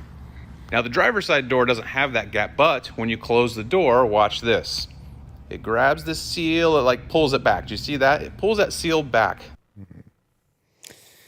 So I think it's an insight. I think it's an interesting insight because I'm sure that people assume that the more money you spend for something, the better it gets. I'll tell you something. My experience in life is that that's definitely not always the case. And that often it's the items that are more consumed that get better because there's more competition in those spaces and because the volume leads to discoveries and processes to fix those problems, as opposed to more bespoke things where there's not as many of them out there. And therefore, when you create a new one and something goes wrong with it, it's harder and takes longer to discover those issues and to fix them. It's a numbers game. And I'm sure that there's a number of other factors that go into it. But it's like, let's say you order the simplest car ever that's been being made the same way for a really long time, and they figured everything out, and it doesn't have too many features, and it doesn't have too many options. There's fewer things that can go wrong with it. If you buy a McLaren 720S and you've got these doors that go up, and by the way, I'm not saying that in and of itself should be the case. I'm sure there's plenty of them that are fine, and I'm sure there's other Lamborghinis and such where this has been sorted out, but it's just you're making a different request, and you're a more unusual buyer at that point. You're not benefiting as much from economies of scale as you would be when you're buying sort of more mainstream type of items. And like I said, I've had this experience myself, so I would still be pissed. And I'm sure the guy's he's got to get it fixed. Like you got to get certainly with the door. The door is hitting the paint job on the hood. And how many times are you gonna have to open and close it before you're cracking the paint and everything else on there? But I like the insight because I think a lot of people have a misconception about what it means when you're spending this kind of money on a vehicle. Yeah, I agree. But let's say if you had the Bronco and that was happening, what are you gonna do? Take it to a dealership. You're going back right away. Going back. Hey, man, I got loose screws going on. Yeah. I got loose screws, man. My door is completely scratching the paint there. Yeah. But it is also important to know that's one guy's experience. I always like to throw that in there with these people. Anytime somebody's complaining about something, it doesn't necessarily mean that they're all like that. And making anything is hard. So making anything is hard. I see somebody's comment saying you can expect perfection at 400K. Not for Lou. Not necessarily. Yeah. You'd be surprised, man. Amazon is temporarily relocating employees from its downtown Seattle office following a rise in violent crime. At the office, near the office, downtown Seattle. In the office. No, not in the office. No, I think it's outside the office. I don't know how far they're going to relocate them. This happened on Friday. Is it really that bad The there? decision comes amid an increase in violent crime in the area. An Amazon spokesperson told Insider they plan to bring workers back when it is safe to do so. Good Lord. What are they getting robbed? Amazon is temporarily relocated. An Amazon spokesperson told the Insider via email, given recent incidents near 3rd and Pine, we're providing employees currently at that location with an alternative office space elsewhere. The building is not closed, however, so I guess the employees can choose if they still want to brave it. The spokesperson added, we are hopeful that conditions will improve and that we will be able to bring employees back to this location when it's safe to do so. I don't know who's going to still go when you're offered to go somewhere safer. It's like, nope, I'm going. The office is at 300 Pine Street, half mile from its main headquarters on 7th Avenue. I'm sure in the next paragraph it's going to tell us what happened. Reported by Como News, shootings, stabbings, and other crimes are increasing in the area. Michael Del Bianco, a 15-year-old boy, was shot and killed at their intersection March 2nd. 1,800 Amazon employees are assigned to the office, according to the spokesperson, many of them working remotely as well. There have been at least 3 shootings, 2 stabbings, and 1 carjacking since February 21st. Yeah, I guess you're going to probably not want to be at that intersection, most likely. Mayor Harrell will continue to develop a comprehensive approach to public safety in collaboration with police and safety advocates, community members, and so on. I mean I've heard of Seattle becoming a little bit more violent. I've heard of such things. However, this puts a little bit more specificity to it, like right on a particular intersection where they happen to have their offices. This looks, it doesn't look that bad. You're scrolling That's what they around. all say. No, I'm just like, do me a favor. I feel like I found, maybe it was Twitter. Oh, wait a sec. Maybe it was Twitter or maybe it was YouTube, but somebody was walking, and it might have been this street. A person has a YouTube channel. Just type, go to YouTube and type Seattle, like homelessness or something. Let's see if, that's a month ago. Can the city of Seattle link homelessness with crime? Housing the homeless. I don't know. I feel like I recall somebody walking in a region almost kind of like that in Seattle. It's going to be hard, I think, to find the exact thing. You type Pine Street. Is it Pine Street? No, it is Pine Street. I don't know how specific the clip I was watching was, but apparently... I was hoping a keyword. Yeah, no, I understand. But they got to obviously figure things out. That was the clip right there. Downtown Seattle. That looks a lot like Pine, doesn't it? That was 2 years ago, though. Anyway. Nonetheless, Amazon is looking to do something different. So this is the problem. This is how it goes, though. This is why this is important is because what do you think happens to that neighborhood if the shootings and stabbings continue and then Amazon leaves and they have 1,800 employees, right? Mm-hmm. What happens to the diner that's across the street that they used to go to for coffee? It's probably a Starbucks and not a diner. But what happens, like, it's this domino effect. Everybody leaves. Everybody leaves. And then the area gets way worse. And small business goes away. And it's just like these other effects that aren't immediately obvious. So you got to figure out a way to sort those things out, right? If you've got a problem. Certainly stabbings and shootings are a problem. You try to find a way to minimize that however possible. Mm-hmm. There's plenty of other effects that come from that. It's bad news. Yeah. Pete Davidson scores a free seat on Jeff Bezos' Blue Origin flight. Speaking of Amazon. Did he ask for that? They don't really say in this article. A crew of 6, including Pete Davidson of Saturday Night Live, will attempt to venture past the Karaman line on March 23rd aboard a Blue Origin rocket. The comedian and actor will travel to space with Marty Allen, Sharon and Mark Hagel, Jim Kitchen, and George Neild.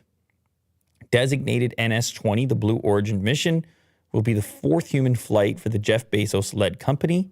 The crew is set to launch from Launch Site 1 in West Texas, March 23rd. That's very soon. That is very soon.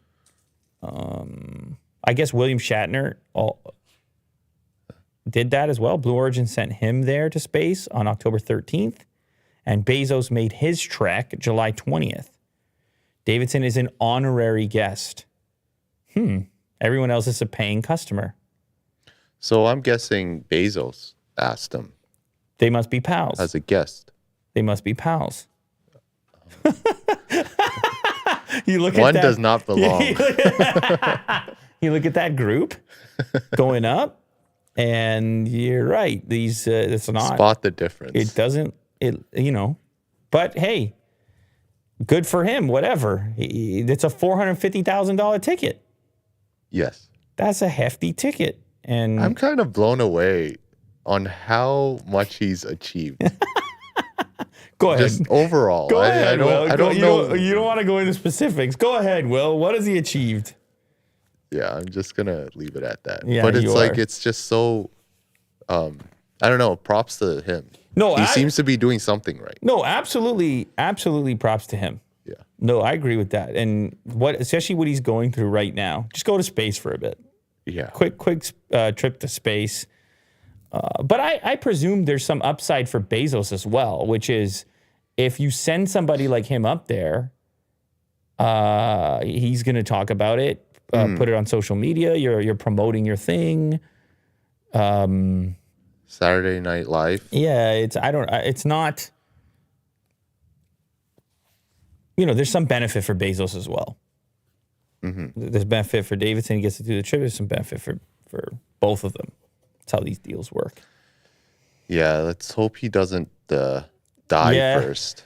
Okay, so this one, I saw this right before I went to bed. Very bad time to read this type of thing. Because it's just so negative.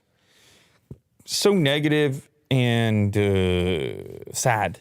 That's it. That's it. I'm done. There's no other analysis than it's sad. And actually... For Kanye. No, for everybody involved. For everybody involved. The public nature of it. Like, we just don't think about it, right?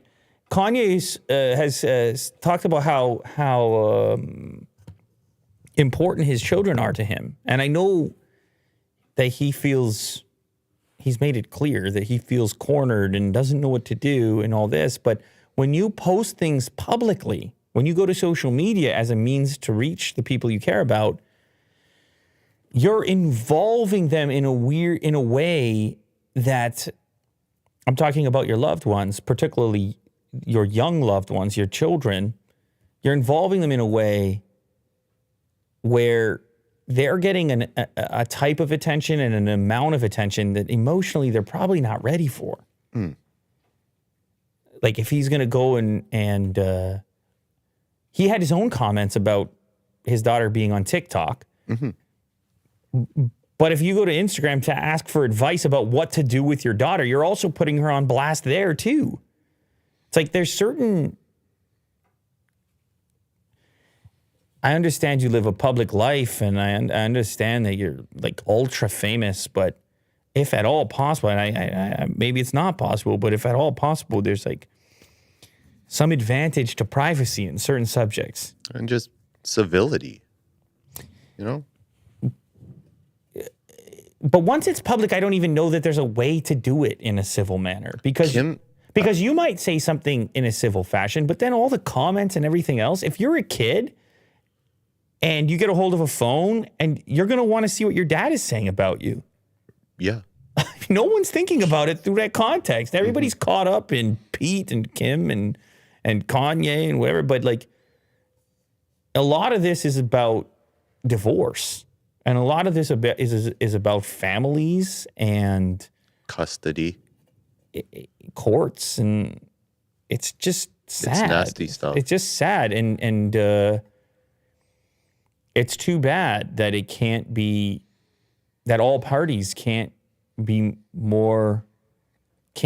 have some degree of privacy about it. Now, I know in this exchange that they had, I know that Pete wanted to meet up with Kanye privately, he had stated, but he also kind of insulted him first, which then was like, it's probably not going to work out if that's actually what you want to have happen. But also my understanding is that he was pretty chill about it for a while. Like, he was pretty non-confrontational for a while, and then he just lost it, and human beings are emotional, and I understand that. But I think that the sooner that people look at through the lens of the children, then maybe you can approach it in a different manner. But it starts with him, though, with Kanye. Like, because once you're out in public and you're blasting everybody involved, I think it's hard for people to put their emotions away and then work with you on it. Another thing that I didn't see talked about much is if you go up to the original photo of Pete and by the way, they went back and forth, and at one point they're insulting each other, and then at the next point they're like, hey, we should meet up, and these are leaked text messages between them. But the one thing that got missed here in this photo, which I'm not a huge fan of because the context of posting is just to inflame somebody, just to make somebody angry. But if you look at his left shoulder where you can see the word Kim. See that? The tattoo? Kim? Here? No, left. His right shoulder, our left-hand side. It looks like he... no, it's in the here. darker black. It's more recent. Oh. Does it look like the word Kim? Yeah, it kind of does. Yeah. So there was also the rumor that he got that tattoo as well. So anyway, look, people do... Emotions are wild, and people do wild things when they're in, and say wild things when they're in emotional states, and you hope that cooler heads prevail and that the adults in the situation recognize the residual and the collateral damage that happens and the potential for trauma that happens when these things happen publicly instead of privately, and when the whole world gets to weigh in on it. That's weight. That's weight. And kids around that age, I have kids around that age, and they're inquisitive, and they'll go and read the leaked things, and you'll try, I'm sure they'll try to have that not be the case, but it's about them. They're going to be curious, and they're going to do their best to find out what's going on, and they're going to read just random people's opinions on the matter. They might even click on this video. You know what I'm saying? Yeah. It's just sad, and hopefully people can get together in a private manner, sort out their differences, and proceed in a more productive way. Hopefully. Yeah. Why do flocks of birds swoop and swirl together in the sky? A biologist explains the science of murmurations. I love this effect. Yeah. I'm mesmerized when I see these things take place, where these birds seemingly have some sort of telepathic capability. It's like a swarm of birds. But they don't bump into each other. No, in the sky. They are like aware of some kind of movement, of some kind of environmental characteristics that cause them to move in a certain way. And I guess that's exactly what we're going to discover here, or at least a scientist is going to aim to explain it to us. Can you guess first? Is there like one specific... It's one specific reason. Why they do this? Why they gather, yeah. Is it some sort of defense thing? Yeah. Oh, okay. Yeah. Okay. There we go. That wasn't... I wasn't super confident in that. A shape-shifting flock of thousands of starlings called a murmuration is amazing to see. As many as 750,000 birds That's insane. join together in flight. The birds spread out and come together. The flock splits apart and fuses together again. Murmurations constantly change direction, flying up a few hundred meters and zooming down to almost crash to the ground, like swirling blobs making teardrops. There are many birds that form these groups called flocks. It's called, this special kind of flock is named for the sound of a low murmur it makes from thousands of wing beats and soft flight calls. So you can get these before sunset in fall, winter, and early spring when the birds are near where they'll sleep. After maybe 45 minutes of this spectacular aerial display, the birds all at once drop down into their roost. Scientists think it's a visual invitation to attract other starlings to join a group at a night roost. One theory is that spending the night together keeps them warmer. As they share their body heat, it might also reduce the chance an individual bird would be eaten overnight by a predator such as an owl. Okay, so I've obviously seen this with small birds like starlings. I had an experience where I saw a much smaller version of this with bigger birds. I don't know if they were crows, but they were flipping out. It was like a storm or something, and it was in my neighborhood, and they were going nuts. How many? Making noise. Thousands? No, not thousands. It was probably like maybe 100. Okay. And they couldn't agree on where to sleep. They would all go down around a group of trees and then get up and fly and make a bunch more noise and then pick a different spot and then get up and fly and pick a different spot. Like they were negotiating. Yeah. No, here. No, I want to stay here. And I guess must have been a similar thing where they sensed some sort of incoming threat and they became really concerned about where they were going to stay that night. Well, it says that they can do this for up to 45 minutes to kind of figure out a place to rest. That's exactly what I spotted. I had seen it with the small birds before, but I never saw it with the larger ones. Because I would assume as well the larger ones are less prone to risk factors from the same predators and things like this. But very interesting stuff. Love this stuff. Yeah, Absolutely. nature. Yeah, I love this stuff. So interesting. Kawasaki's Rideable robotic goat is the electric car for wandering cowpokes. My goodness. That looks fun. Gracious. Well, why not? Because you got the spot, which can walk around and do certain activities, but you can't ride it. You can ride this one. Yeah, and in fact, it actually kind of waddles around. Its steps are a little small, no? Yeah, it's not a striding animal. I wonder if it has different varieties. There's modes. So it has a longer stride as well? No. Okay. So it can actually use the vehicle, the wheels that's on the hinge of their leg. And it parks down for the rider to actually get up. So it lowers down. Cool. And the wheels adjust the height. And it can move around as well. That's amazing. It's and there's music to go with it, but it's just really ridiculous.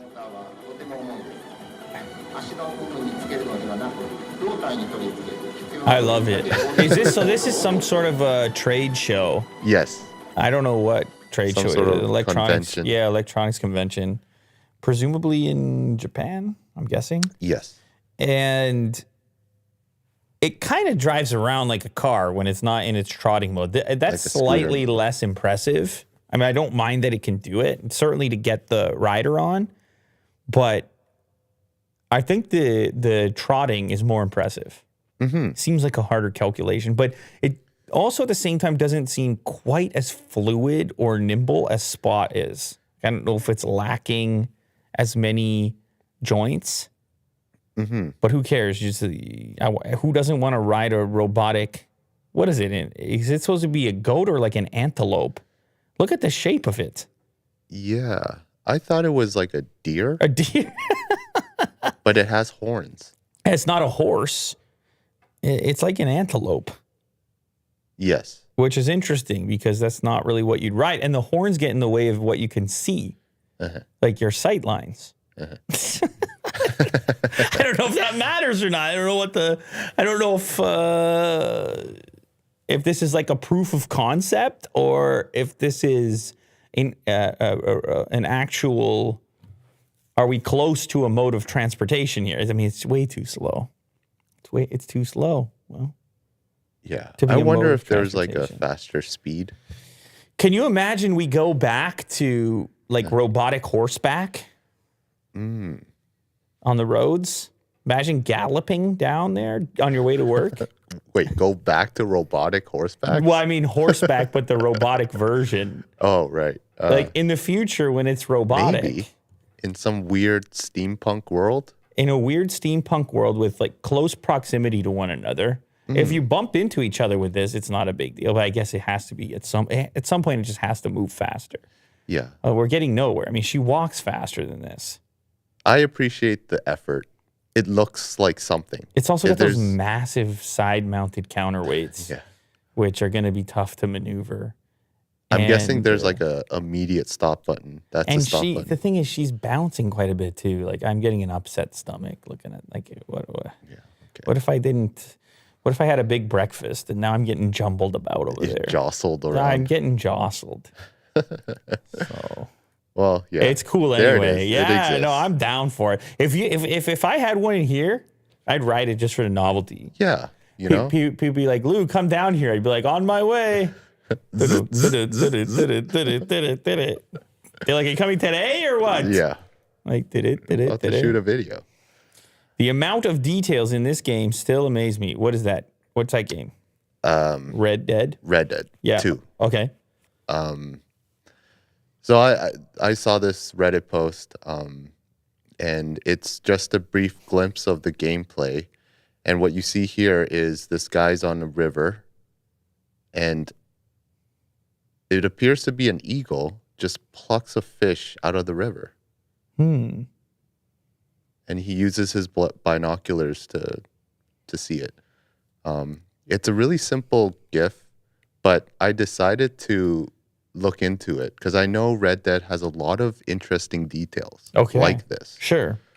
So I found this video that has a lot of, like, it's a compilation of wildlife in the world that actually interacts with the world. I find it fascinating. This stuff is really interesting because you don't, like, the reason why these worlds are so static is because there's no other interactions around the world in the world that you're in.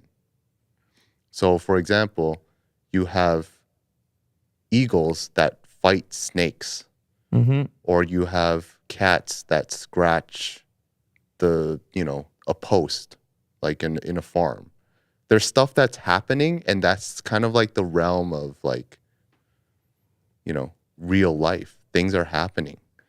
And stuff like this is just kind of cool because, even if it's a single player game, you may or may not witness stuff like this. There's a fox jumping into a snow pile and digging itself a hole or something.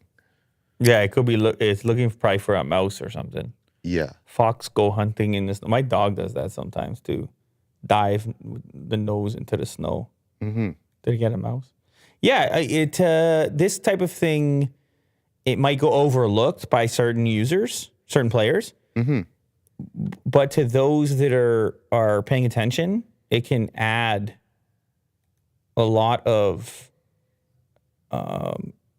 realism. It can add a lot of texture, at which point the immersion goes way up because there's these like seemingly random things happening that are on the side. And you happen to catch it. Yeah, they're not sometimes. the focal point. It's kind of in the peripheral, but yet There's a bird taking a bath.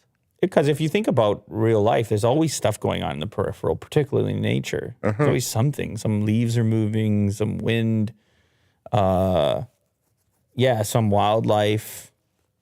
Yeah, if you were to ask me if this game, like all the wildlife in this game, I probably wouldn't assume that it would be to this extent. Bears scratching their backs. Somebody has to go in and program it. Of course, if I played these games, I would notice all these behaviors on loop. I wouldn't be able to help noticing it because you only have so many animations and. But it's kind of like the Matrix in a way, where when the eagle was catching the fish, it's like a program, like interacting with another program. Correct. That's been coded. Absolutely. Each one. It's really interesting. And I realized that even the physics of how things die, they actually decompose on the ground. Like if you shoot a bear, it kind of like over time you come back, it's decomposed. Like there's bones and there's levels to it. Does that take an accurate or realistic amount of time? Because I don't think so. No, I don't know. That would be really slow. Yeah. You'd have to come back a while later. A couple day and night cycles, maybe. But really fascinating. Somebody just made an interesting comment. We don't want smog infected real world. Imagine elements like that, like pollution over time in an environment. Whoa, are the pigs eating the dead animal? Wow. Pigs will eat anything, that one's called. Yeah, so somebody has to go and see all the scenarios and record this. Yeah. Right? I mean, this is just animals. There's like crazy amount of detail with what Rockstar did with this game. Yeah, good stuff. But that's it. Absolutely. Is that the last story of the day? It's the last story. Oh, they're nice. It's a nice little positive one. There you go. The wildlife of Red Dead Redemption 2, which is more comprehensive than you might imagine. Yeah. Although I'm sure many of you have played the game and probably well aware of the immersion that can take place in video games. And it's only going to keep going. It's going to keep going, Will. Yes, sir. Immersion. Deeper and deeper. Feel free to get immersed. Okay. Thank you to everybody who joined today. Really do appreciate it. It's Monday, like I said. We got a great week ahead. It's whatever you're doing, make the best of it. We'll see you tomorrow.